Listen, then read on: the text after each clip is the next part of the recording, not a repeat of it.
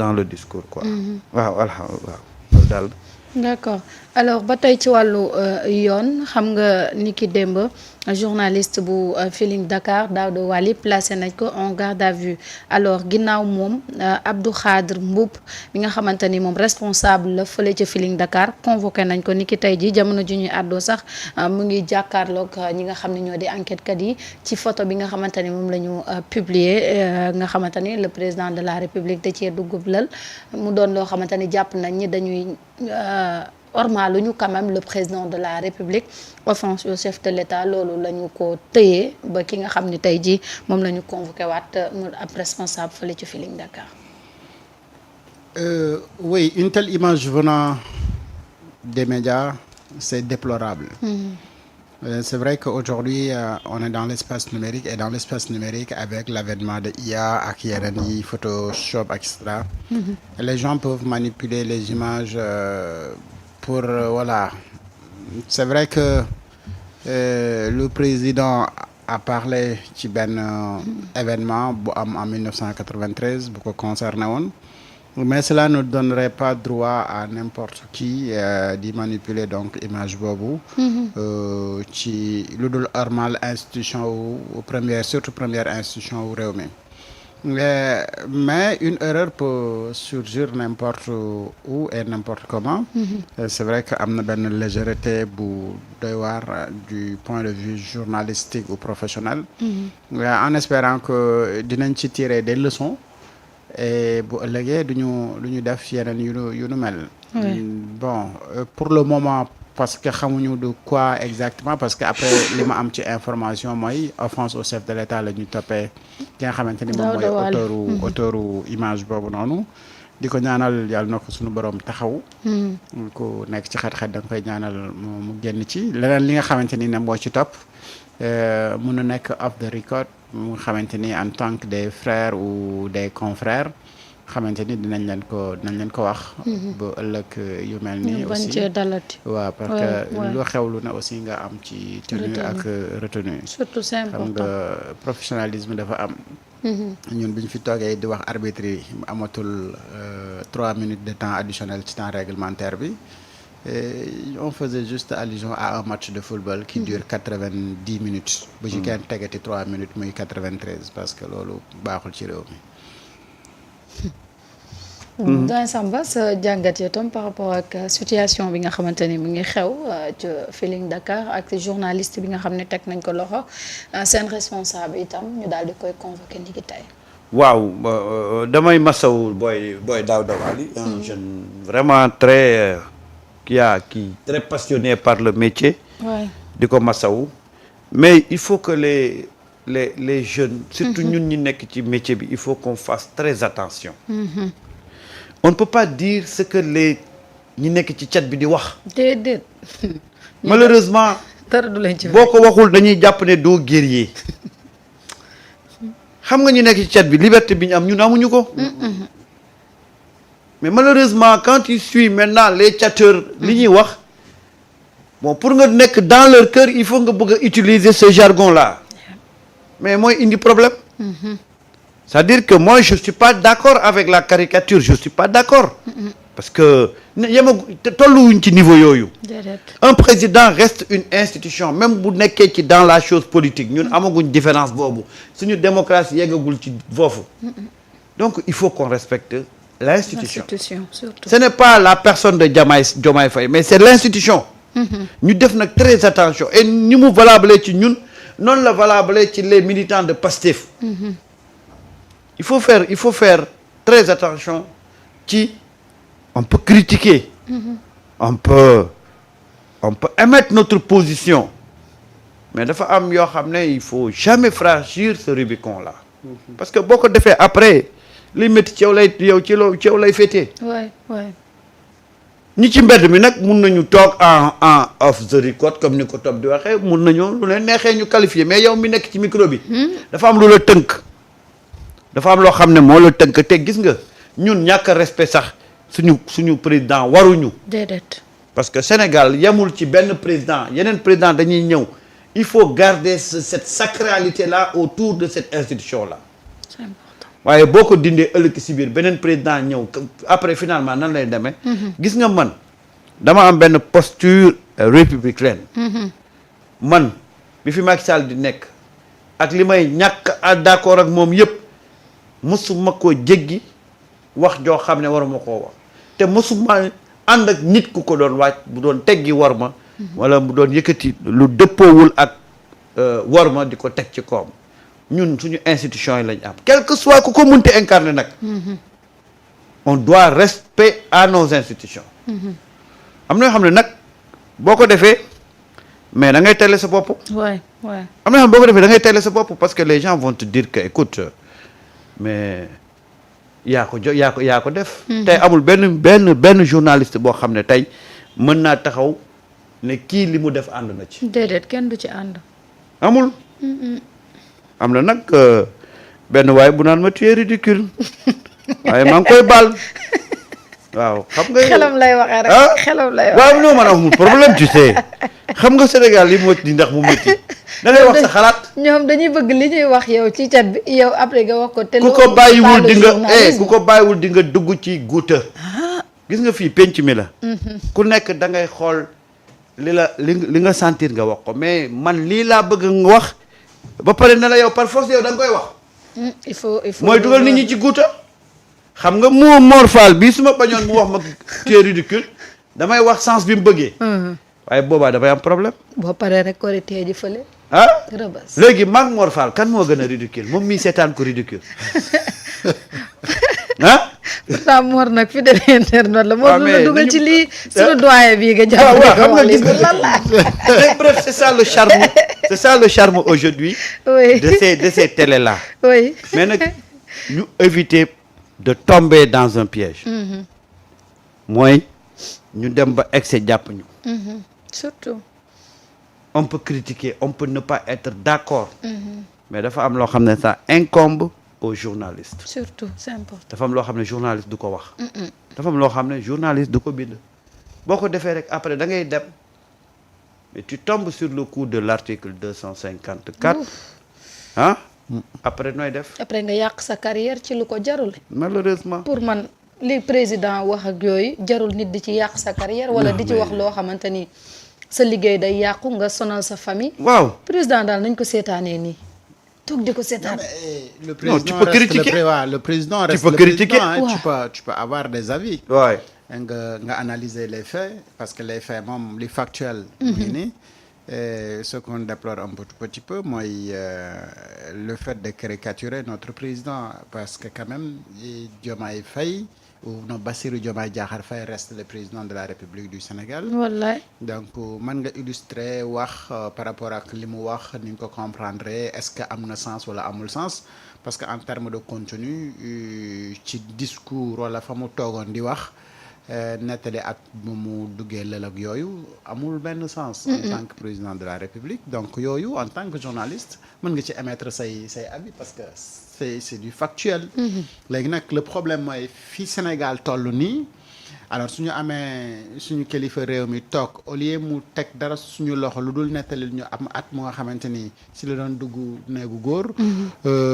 ban sens la amal Sénégal loolu moom mooy la question mais nag. loolu ne donne pas droit à d'autres personnes de l'utiliser à d'autres fins. loolu moom mooy li nga xamante ni moom mooy ci début. mais il faut ñu nangu ne également kilifa gi may na tànk. parce que wax dëgg yàlla. amul place ci réew mi waaw amul dëgg wax dëgg yàlla pour la première fois ba Sénégal di Sénégal ba léegi ba àdduna ba léegi. ma dégg ab président bu taxaw di nettali ba muy dem néegu góor. am na nag lu bari lu mu mën a signifier lu contrairement ak ni ko nit ñi di comprendre parce que góor dëgg mooy dugg néegu góor parce que bañ nañ bañ tuddee ko néegu góor parce que boo duggee lël yaa ngi fay def lu mu gàtt fukki fan ak juróom yoo xamante ni. doo sangu doo tëdd bu neex guddi ngay dugg ci dëkk bi joo gis jigéen doo gis nangam nga nekk ci yenn conditions yu nga xamante ni loolu góor dëgg moo xee mooy que ni am nga tàggatu gu nga xamante ni permettre na la yu bëri nga lee amul looy bañ amul nangam sangam mooy que ni donc foofu bu koy wax it mën nañu jël ci beneen sens bi gën a positif mooy que ni ñun on a un président boo xamante ni mais c'est un pur sénégalais comme ñun jaar na fi sénégalais yu bëri jaar te dugg na néegu góor. donc léegi ñun lu suñu yoon. góor dëggantaan la ah. waaw loolu nag après lan moo ci suñu yoon léegi après loolu moom mooy la question bi bu fekkee da ngay def une analyse de son discours. léegi après nag xam nga lan ngay dem laaj. mooy ñan ñoo nekk ce staffu di def la communication de Diomaye président ñan ñooy nekk di bind les discours parce que je pense que ni bu fekkee ni politique la ñuy wax la mu amoon keroog pour wax en politique dafa bëri ba nga xamante ni moo boobu noonu amu fa woon place léegi nag loolu bu fekkoon ni ñoom étudier woon nañ situation politique bu Sénégal ba war a def benn discours waroon nañu def discours bu nga xam ne au moins du am benn c'est-à-dire yii nii di ci am ni yëpp du ci am mais loolu tout ça mu ngi doon dépendre ci ki nga xamante ni moom moo doon defar discours wan na leen ni daal du ragal du ragal de waaw instant mais bii xam nga mais loolu à quelle fin waaw mais justement xam nga on peut critiquer son discours c'est-à-dire que personne n'a dit qu'on doit pas critiquer cette non non expérience, waaw mais discours bi moom caricature bi ça- la ñuy xam wax nga les gens ont critiqué hein les gens ont critiqué mais c'est-à-dire que dafa am loo xam da nga koy def à la limite du respect de l'institution mais nit ñi wax nañ ci seen xalaat ah seulement nag des fois il faut pas trop aller ci foo xam ne dafa sori oui parce que waaw mais nit ñi critiqué nañ ah fii loo fi wax nit ñi dañ lay critiqué mais c'est-à-dire ci forme beeg ci fond bi yëpp y a beaucoup de choses à dire ah ouais. assemblée générale bi am samedi si coalition Diomaye président man bi ma tuddee léegi coalition président Diomaye mais y a beaucoup de choses à dire ci fond bi ci forme bi ci discours yi ak ñoom ñëpp nag de Mimi Touré passant par Tokola par kuy toog la mooy MC bi ki yoroon microcentral bi lu tudd ak Abdourahmane Diouf de même que seen article yi nga xamante ni y a énormément de choses à dire donc politiquement parlant bu fekkoon na nga koy évaluer da ngay gis que ni li ñu fa def keroog en politique ça ne signifie absolument rien léegi la présence de Diomaye si ndaje boobu également am na leneen loo ci mën a wax bon tout ça c'est des choses à dire nag boo ko jéggee dem ci leneen ben on demande la clémence quand même pas jël waaw parce waaw que xam nga carte mentale nit ñi bokkuñu kenn ku si nekk ak ni ngay comprendre benn wax peut-être moom bi mu waxee loolu carte mentale am daf ko yóbbu directement ci image boobu fekk ne am na keneen ko nga xamee xelam mu ngi ci leneen lu dul loolu na ko yàlla taxaw waay waaw man de wax dëgg c'est un gosse que j'admire énormément il est très discipliné très et puis qui discipliné aime trop bien son travail mais juste que rek il faudra toujours ñun journalistes et ça je le rappelle ñu xam loo xam ne ñun on peut pas se permettre di def comme quelqu'un qui est derrière son clavier ñun liberté boobu amuñu ko on peut nag critiquer parce que il y a pas quelque chose boo xam ne tey dana taxaw suñu kanam au nom de l'intérêt général ñu bañ cee wax on est là pour le peuple on va critiquer on va encourager on va accompagner dans l'unique but de rendre service au peuple mais nag ñun jàngal nañ ñu comment critiquer sans entrer dans les dérives loolu c'est notre rôle ñun dafa am benn taxawaay boo xam ne ñun tey moom moo ñu war ñu bëgg ko ñu bañ ko moom moo ñu war on nous a appris ay règles yoo xam ne bu ñu toogee fii loolu la ñuy appliquer quelle que soit nag situation bu ñu mënti toll on doit toujours garder notre posture de journaliste. C'est important. C'est très important. ni ñu koy defee comme ça su ne naan Ousmane waruñu ko wax lii institution la. war ñaata yoon lañ fi toog nit wax dara ñu ni lii waruñu ko wax Ousmane Sonko. mais bien sûr c'est valable pour le président de la République kenn waru ko mën a.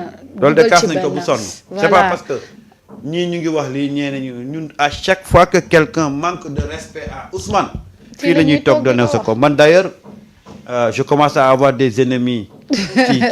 ci place ci paysage politique bi parce que je n'accepterai que personne di critiquer le premier ministre wala le président ñi fi critiquer premier ministre yëpp après dañoo mujj naan topp lan la leen Samba lan moo tax man ma amee leen quoi. waaw parce que loolu du débat bi. déedéet.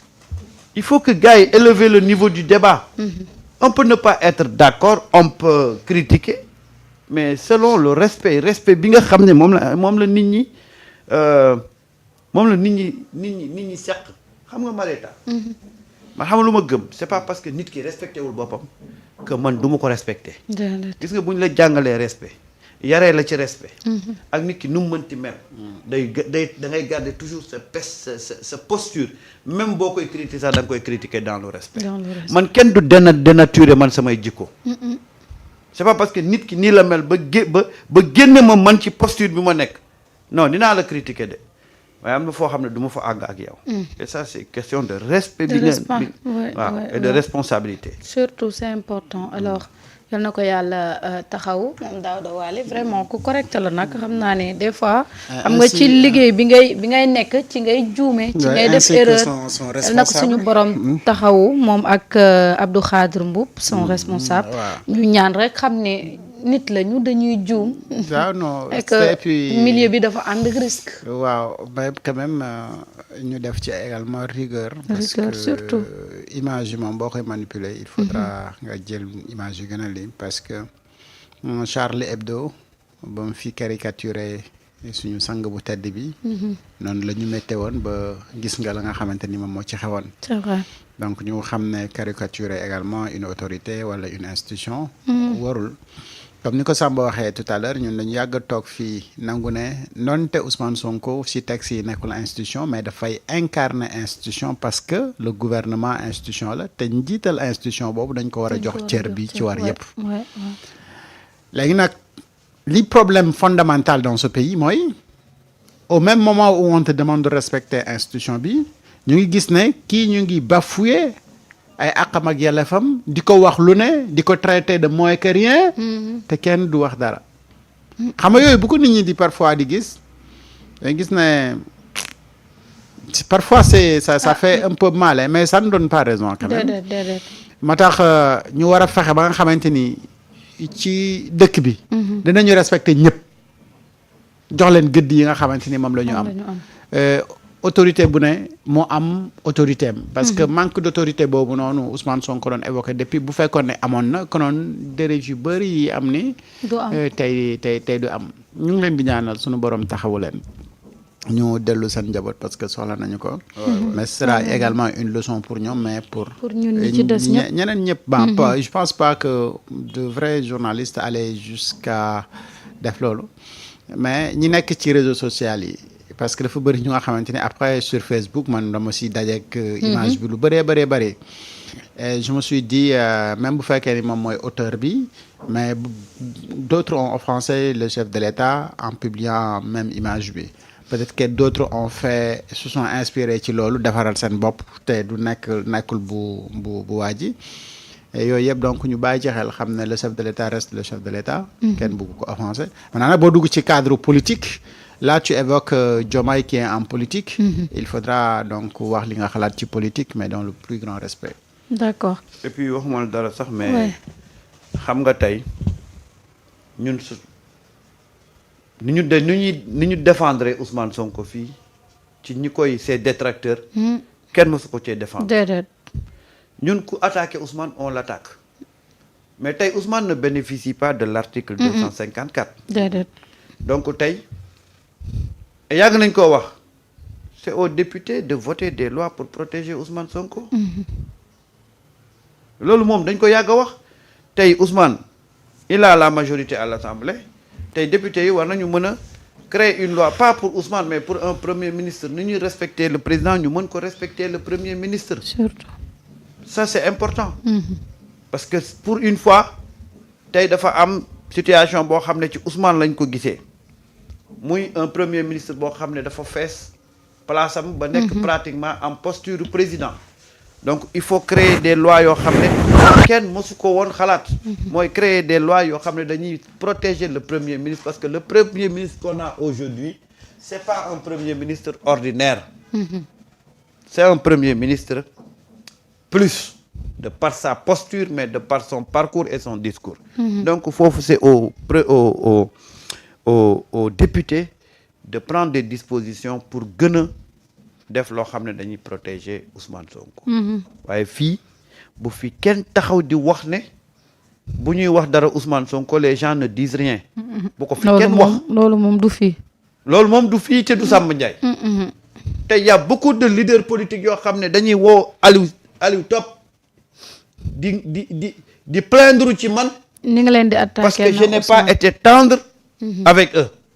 te li tax ma def loolu c'est parce que dañuy attaquer Ousmane. ñu nag tout ce qu'on peut c'est que quand quelqu'un attaque Ousmane nous ce qu'on peut c'est ñu dellawaat kooku ci place am xamal ko ne du nii la ñuy politiquer wala Ousmane est une institution da nga ko war a respecter. C'est important. maintenant nag les dispositions yi ci war a topp ak yi ci war a topp kooku ça ne dépend pas de nous mais ñun mosuñu fi cautionner nit taxaw sax di wax yenn wax yi di ko adressé barki démb maître Moussa Diop. waaw ba mu wootee fii waaw ba maître Moussa Diop wootee fii ne man dama ko singili donc il faut que les gens arrêtent de dire que quand c'est Ousmane on ne dit rien. Peut-être qu'on ne prend de l'autre côté peut-être qu'on ne prend pas des dispositifs pour sanctionner